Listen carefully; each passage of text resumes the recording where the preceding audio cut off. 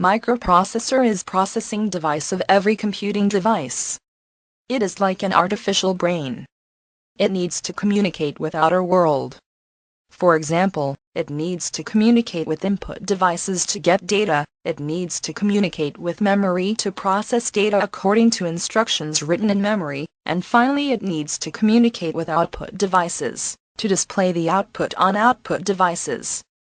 To communicate with external world, microprocessor make use of buses. There are different types of buses used in microprocessor.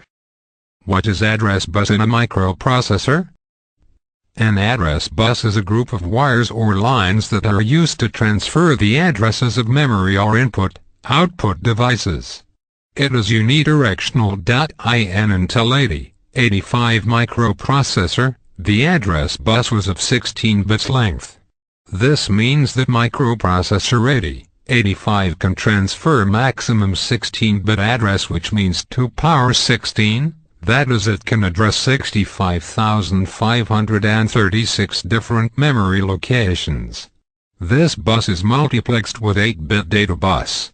So the most significant bits, MSB, of address goes through address bus, a 7 to a 0, and the least significant bits of address LSB goes through multiplexed data bus, a D0 to a D7.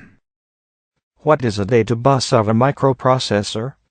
As name tells that it is used to transfer data within microprocessor and memory, input or output devices. It is bidirectional as microprocessor requires to send or receive data. The data bus also works as address bus when multiplexed with lower order address bus. Data bus is 8 bits long.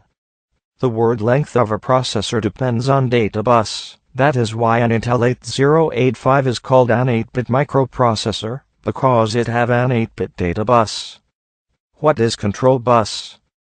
Microprocessor uses control bus to process data, that is what to do with the selected memory location.